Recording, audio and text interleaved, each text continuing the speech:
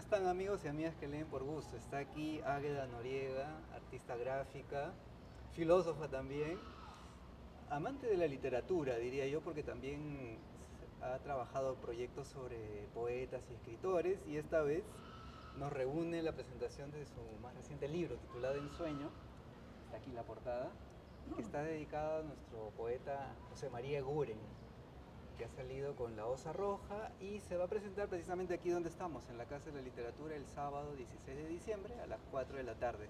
Águeda, bienvenida. Gracias, Jaime. Más bien agradecer siempre bueno, a ti, ¿no? Ajá. Y a todos los que tienen estos medios de comunicación que se dedican a la literatura. Y bueno, en este caso sí, es una novela gráfica, o sea, una historieta, pero está inspirada y dedicada. Yo no hago biografías, quiero hacer Ok. esa salvedad. No es una biografía, es una aproximación con cariño y con admiración al proceso creativo del poeta, de Eguren. Eso es lo que yo siempre he tratado de hacer. Vale la aclaración, pero también me da pie para comentar algo, bueno, quienes todavía no tienen la suerte de ver tu trabajo, especialmente aquí sobre José María Eguren. Sí, efectivamente, es una aproximación al mundo creativo de Eguren. Y también lo que me ha gustado, además por supuesto del trazo, el manejo de la perspectiva, hay esta ilustración de aquí de las calles de Barranco, por ejemplo, ¿no? Qué bello. Y cualquiera diría pues que has estudiado en Bellas Artes, pero en realidad, como me contaba tu mamá, es autodidacta, eres autodidacta pura. Sí, porque bueno, en primer lugar a mí siempre me interesó lo que es historieta.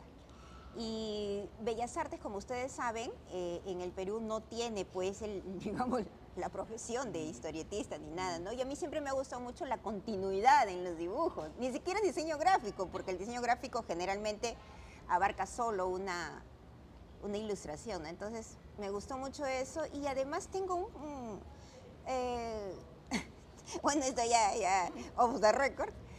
Me cuesta mucho, por ejemplo, entrar en los grupos digamos, o sea, ciertas restricciones, ¿no? Pero por eso estudié filosofía en San Marcos, porque, Es cierto. digamos, no lo veía como algo para dedicarme profesionalmente, pero este, y a la gente que hace arte me van a entender que siempre el arte te indica, ¿no? Que en realidad uno no lo elige, te elige el arte, ¿no?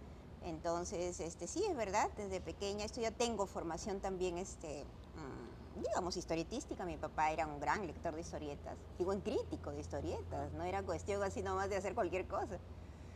Entonces, sí, mi aproximación a la obra de Guren, que a mí yo la descubrí, como la mayoría de las personas en el colegio, y tiene tantas figuras, tantas cosas lindas, que yo me sentí muy identificada porque él tiene un poema que es Peregrín, cazador de figuras. Así es. Es que yo me considero también cazadora de figuras.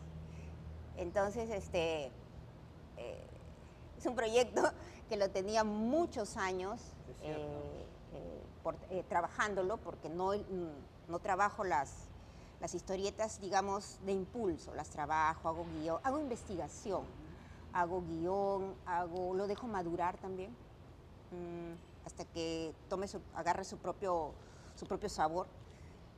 Y tiene un poco más de 8 años de trabajo.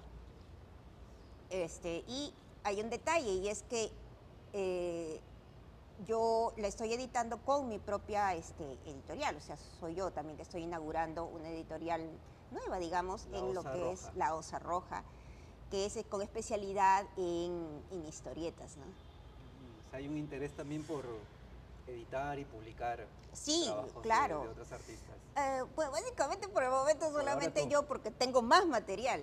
Ajá. Entonces, bueno, estoy incursionando, estoy dando mis pinitos en ese Sí. sentido, ¿no? Yo decía al inicio de nuestra conversación, Águeda, bueno, que además de artista, filósofa, tenías interés como lectora por la literatura, por los proyectos anteriores, ¿no? Sobre Martín Adán, Edgar Allan Poe y alguien Ay, que Edgar se, Allan Poe. ¿no? Es Guren. Y yo había visto una entrevista que te hicieron hace 6 años, es decir, mucho antes de la pandemia, y ya tenías el borrador, las ilustraciones sobre Guren, Yeah. pero ahí aprovecho en todo caso para...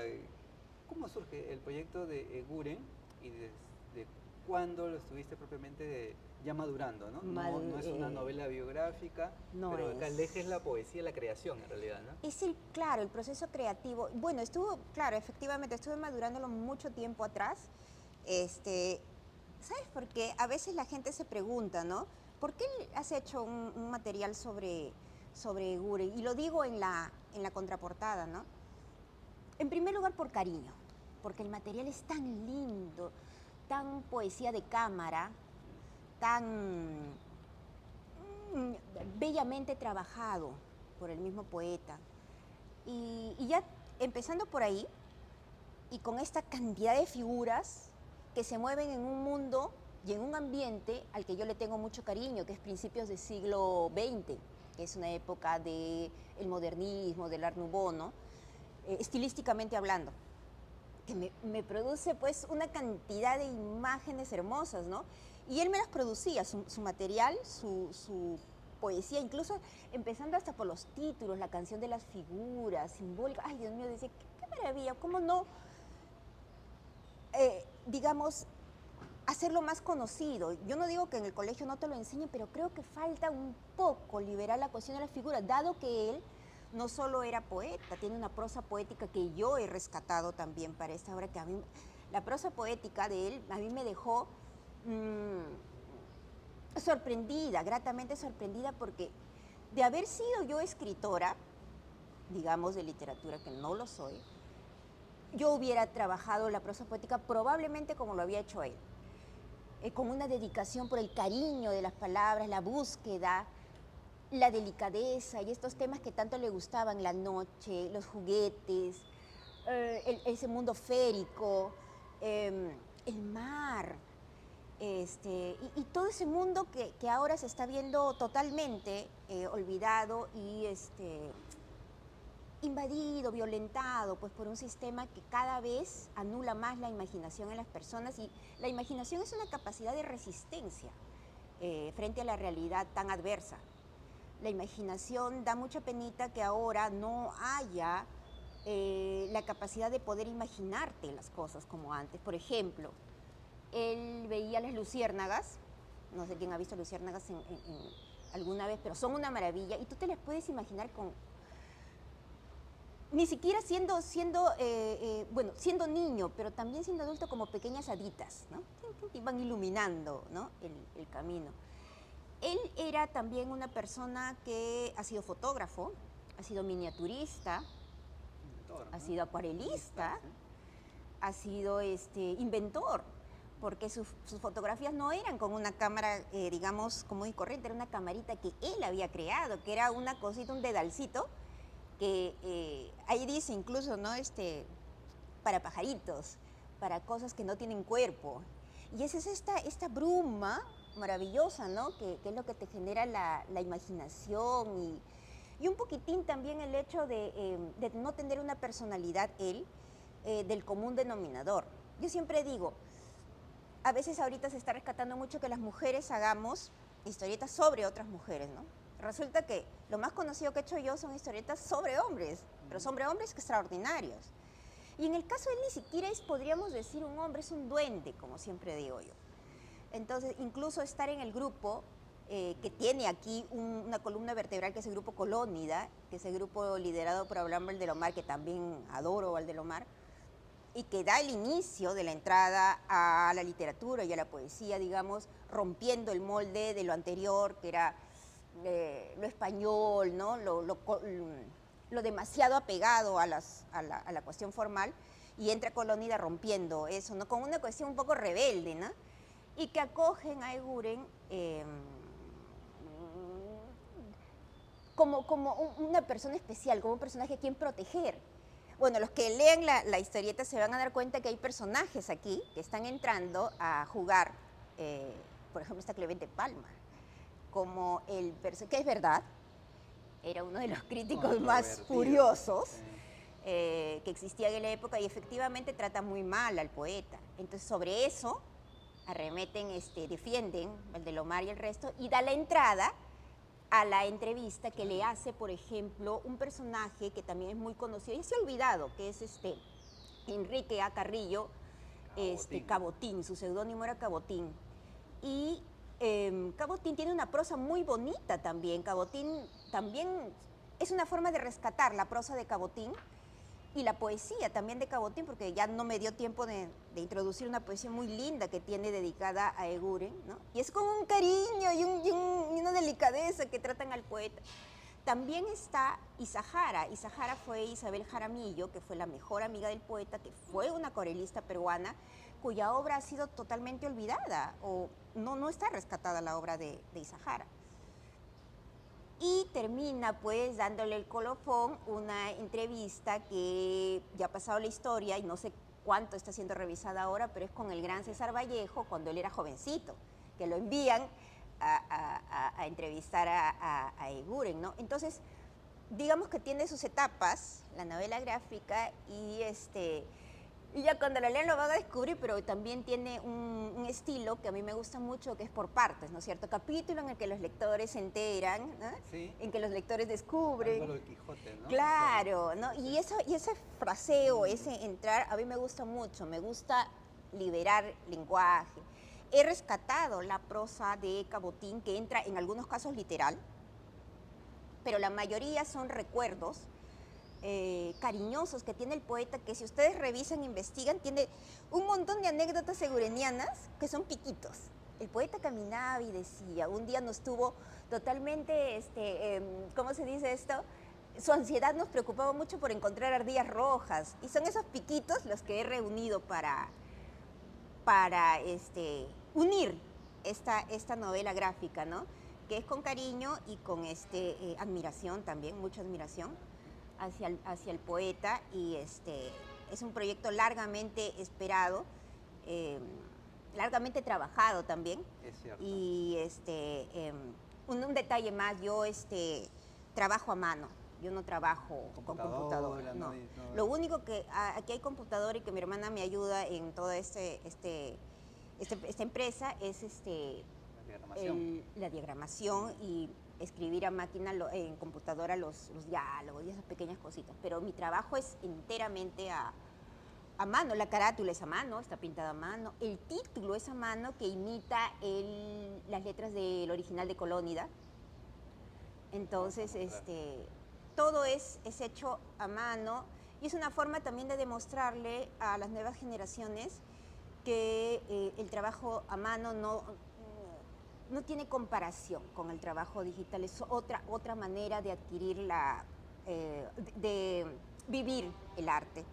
Y sí, y lo asumo este trabajo como una forma de darle a las personas una herramienta para resistir esta crisis humanitaria que no solo sucede en el Perú, sino a nivel mundial. Entonces, aferrarse a lo bello, a la belleza, a la imaginación, a la fantasía, que no es escapista, al contrario, creo que es una forma sumamente importante de poder afrontar una realidad o sea, salir como tomar oxígeno y regresar a seguir luchando, ¿no? Ustedes que han escuchado a Águeda Noriega se han dado cuenta de cómo se ha sumergido en el mundo de Eguren y la investigación que ha demandado por la solvencia, cómo ha explicado, bueno, ya ha contextualizado también la novela. Yo simplemente iba como que a dar algunas líneas, pero ya Águeda se encargó pues de presentarnos la introducción, precisamente esta entrevista que le hace Cabotín a Eguren, y la visita que le hace y las explicaciones que hace Eguren, que efectivamente no es novela en el sentido de que imaginas eso de Eguren, son reflexiones suyas, y él tenía estos artículos o reflexiones, motivos, ¿no? Donde habla sobre el arte, la música, la naturaleza. Los niños, los juguetes. Exacto. Recuerdos suyos infantiles. Por ejemplo, cuando empieza ese recuerdo de la niña en la playa, es su recuerdo, es él. ¿Saben qué? Esto ya queda como un acertijo, justo comentaba en otra entrevista, para el lector, bien avisado o no, que va a descubrirlo, porque también yo trato de que mis historietas y todo lo demás llegue al mayor público posible. Yo no lo considero elitista y estoy en contra del arte elitista. Quiero que abra la posibilidad de que la gente pueda entrar por lo bello, por el dibujo, por no lo académicamente encorsetado, sino con la liberación para todo el mundo, ¿no? Lo más popular posible. Y incluso el lenguaje, no creo que un lenguaje tan bien trabajado sea un lenguaje que hay que dejar de lado, al contrario, rescatarlo y valorarlo, porque Eguren, por ejemplo, era un buscador de palabras también, no solo era un cazador de figuras en términos, digamos, de la realidad de concreta, ¿no? Sino también un buscador de palabras. Entonces, Cabotín, por ejemplo, stricto sensu, si ustedes revisan el material de Cabotín, no hace, o sea, mejor dicho, hace la entrevista como antes se hacían las entrevistas, y luego el entrevistador venía y escribía un artículo sobre lo que había visto y en fin, ¿no? Pero yo libero un poco, tomo cosas de Cabotín literalmente, tomo cosas literales de Isahara, pero luego, en realidad, eso ya va para los investigadores y los mismos lectores, que ellos mismos vayan descubriendo a través de la historia qué cosa es literal de Cabotín, qué cosa es literal de Isahara, no tanto, porque Isahara es más recolectora de material de Eguren, ¿no? De sus anécdotitas, y qué cosa es mía. Entonces ahí queda como, Sí, un acertijo, enigma, un dices, enigma. ¿no? Otra cosa que quiero destacar, hemos hablado de la historia, de esta novela que se centra en el mundo creativo de Eguren, pero quiero destacar, Águeda, el espacio que tiene la poesía, es decir, aparece el poema, como aquí están viendo, La niña y la lámpara azul, y otros poemas más de Eguren, para citar el más popular, hablando de lo que nos enseñan en la escuela, en el que el poema tiene su propio aire, su propio espacio, y están las ilustraciones enmarcando, ¿no? Acompañando. Me gustó esa propuesta, Águeda, ¿no? Acá está, por ejemplo, Peregrín Cazador de Figuras, que tanto hacía alusión Águeda, ¿no? El propio aire que tiene ahí la poesía. Mira, justo que querían que lo notaras porque yo quería explicar eso, alguna vez cuando tenga tiempito en mi programita también, y es que yo no me di cuenta de cuántas imágenes tenían los propios poemas por sí mismos, y yo lo he dividido como si fueran historietas. Por ejemplo, yo me di cuenta que hay un poema que es balada, que es Los niños anoche encontraron un ángel dormido.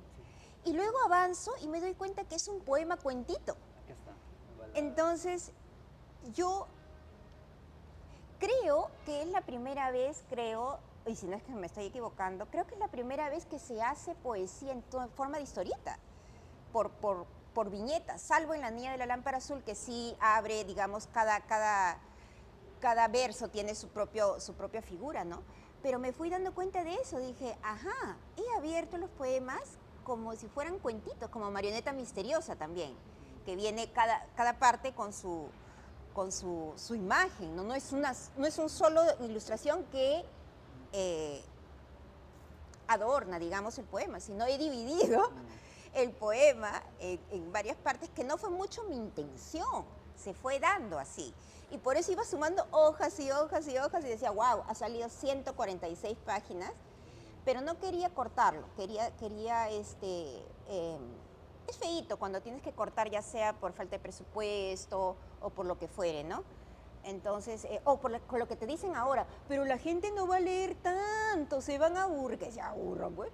Pero no se le puede cortar a la obra por esas razones. Entonces, yo pensé, tiene que salir en el tiempo en que tenga que salir. Si no sale ahora, ya. Tengo que impulsarlo, eso sí, pero de repente no. Entonces, como que tú lo vas dejando, que solito tome su propia forma, ¿no? Y es verdad, estos poemas los he abierto en escenas. Y como te digo, me fui dando cuenta que muchos de ellos eran pequeños cuentitos. No están todos, están los que se relacionan con la narración. Así que no necesariamente están todos. Yo he tomado los que, en términos de dibujante, tienen mayor cantidad de figuras, pero hay algunos que son muy simbolistas y he preferido respetar la intención del poeta en ese sentido, ¿no? Pienso la novela gráfica En sueños sobre Eguren como una magnífica introducción al mundo de Eguren, ¿no? Hablando de, claro, como poeta, bebe del simbolismo, están las imágenes en la poesía de Eguren, pero también para conocer al personaje, ¿no? Y el contexto en el que aparece. O sea, desde ahí hay como el libro, En sueño, ayuda. Y a estas alturas yo intuyo que quienes están viendo y escuchando dirán, claro, ya dije, se presenta el sábado 16 de diciembre a las 4 de la tarde en el auditorio de la Casa de la Literatura, pero quienes no puedan venir o quienes quieran adquirir el libro, Águeda, ¿cómo pueden hacer? Eh, bueno, por el momento, como ustedes entenderán, eh, soy una editorial todavía pequeña, ¿no? Recién este es mi debut. Entonces, lo estoy vendiendo si ustedes entran a las redes sociales de La Osa Roja Editorial, que es la editorial de bueno, mía, Familiar. familiar. Ahí estamos vendiendo de manera, digamos, personal, ¿no? Me contactan a un teléfono, que es mi teléfono, ¿no? Y hacemos las coordinaciones del caso. También se está vendiendo en la librería Placeres Compulsivos, que queda en Barranco, que es un ambiente muy pequeñito y muy acogedor y muy lindo, que nos acogió, valga la redundancia, con mucho cariño y con mucho entusiasmo por la obra también del poeta. También la pueden adquirir ahí. Voy a tratar estas semanas que quedan y obviamente el próximo año, que también vamos a seguir promocionándola, porque el próximo año se cumplen, creo que es un año más del nacimiento de José María Eguren. Entonces vamos a ver también si abrimos por Barranco alguna presentación, alguna cosa, y los invitamos también. Voy a hacer notar por las redes sociales, tiene, como les digo, tiene su página, tiene Facebook, tiene Instagram, La Osa Roja, y ahí ustedes se pueden enterar, ¿no? El sábado voy a traer también material para vender aquí. Les había dicho Casa de la Literatura si me pueden poner una mesita, no sé, y los que quieran venir lo pueden adquirir ya, digamos, de primera mano, ¿no? Sí ocurre, en las presentaciones se ofrece el libro, es el momento. Claro, y con su dedicatoria y todo eso, que siempre es más bonito en contacto directo, ¿no? Con los autores y todas esas cosas, ¿no? Para los que puedan venir, para los que quieran venir. Sí. Águeda, a partir de tu trabajo y de esta experiencia, es decir, a mí como lector me da muchísimas ganas que otros artistas como tú también se animen a explorar no solamente lo literario, quizás en general el arte a través de la historieta.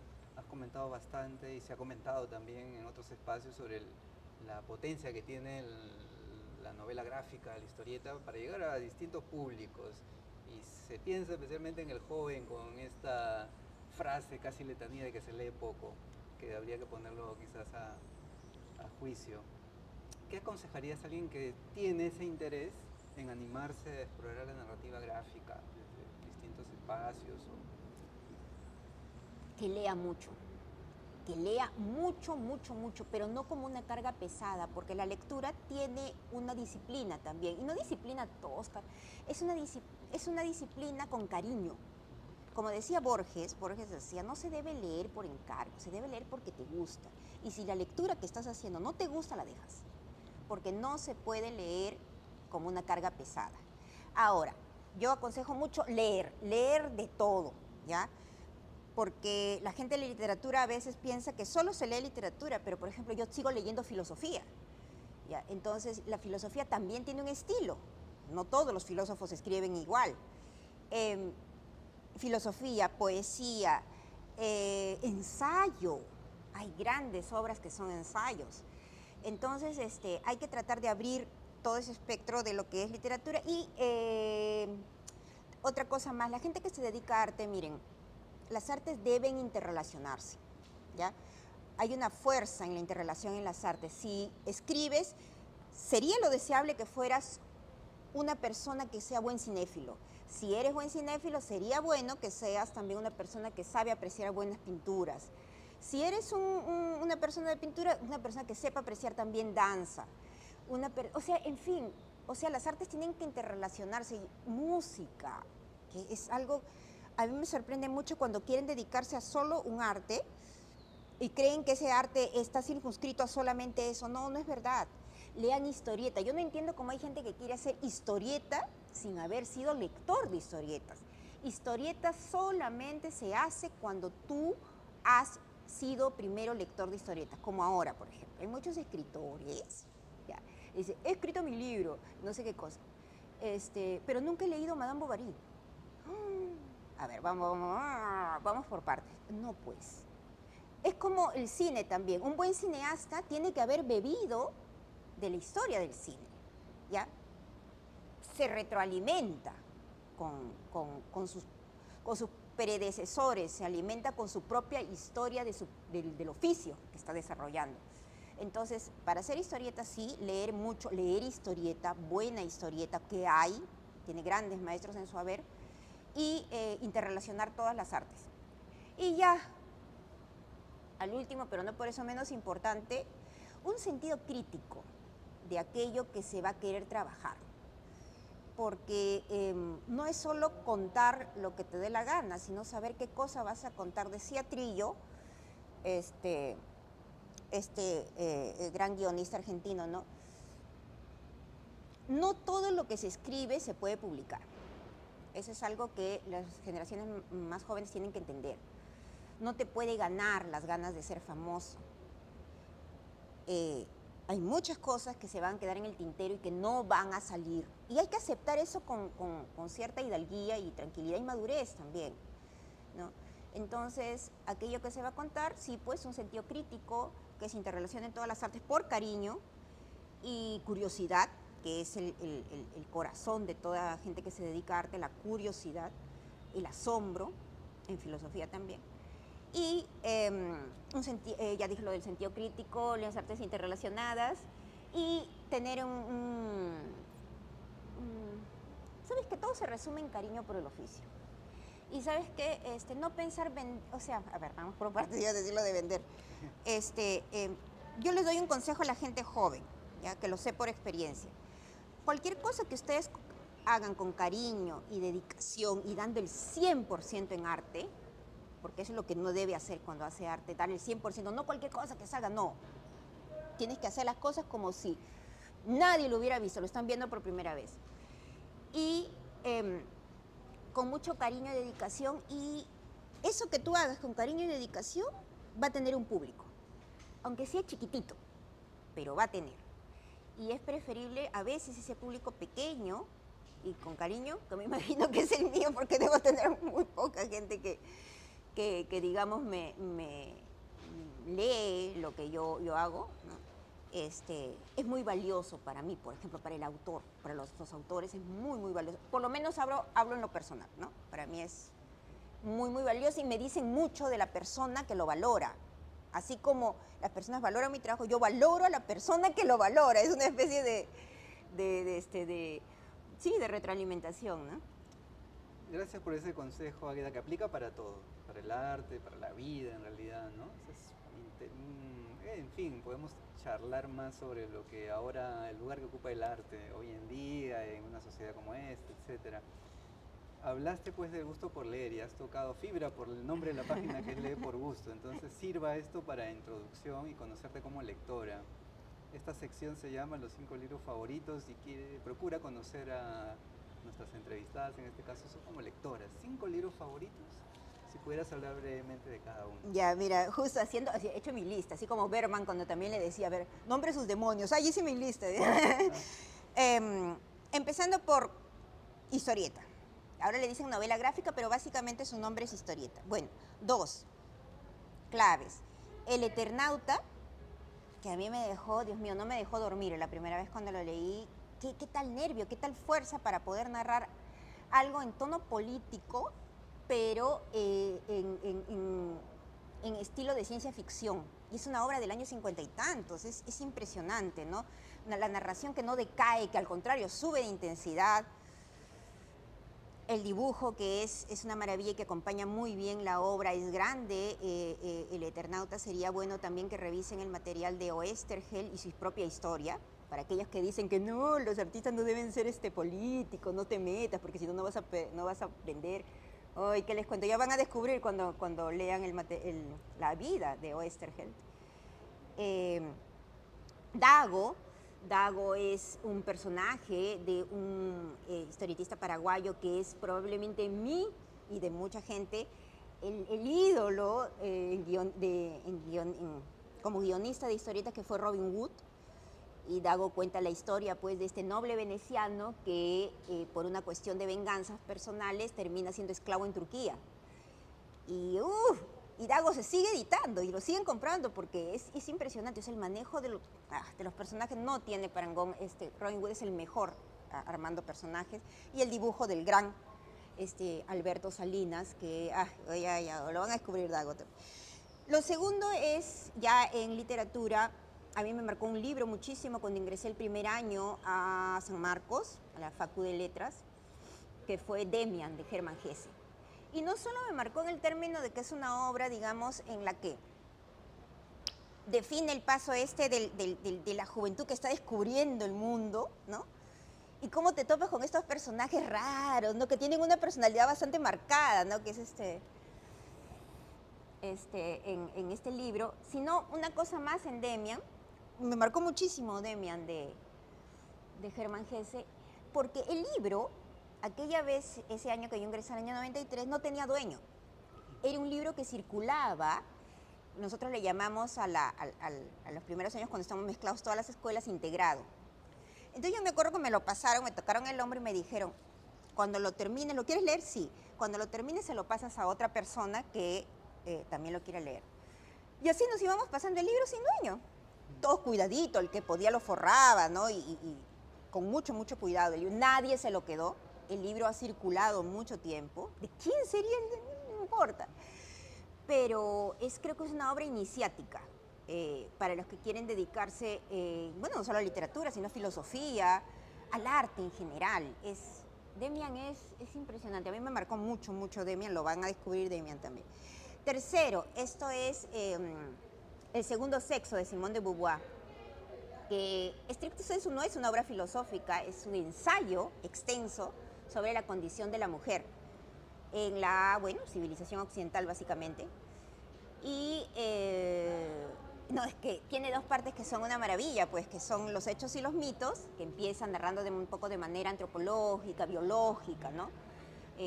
Cultural, la condición de la mujer, y la segunda parte que es experiencia vivida, ¿no? Y donde tiene la famosa frase donde todo el mundo la agarra, pero nadie la continúa, que es, ¿no? Uno no nace mujer, se llega a ser mujer, ¿no? Te forman como mujer. Así que yo recomiendo mucho El segundo sexo de Simone de Beauvoir. El cuarto es La condición humana de Malraux. Bueno, así en castellano Malraux, no Malraux debe ser. Bueno, La condición humana es una obra, para los que tengan cierta afiliación política, les va a dar en la yema del gusto, ¿no? Porque la narración esta de André Malraux, que es buen narrador, excelente. Uy, la primera parte, ¿cómo impresiona? La primera parte, cuando empieza Condición Humana, están reunidos en una mesa, ¿ya?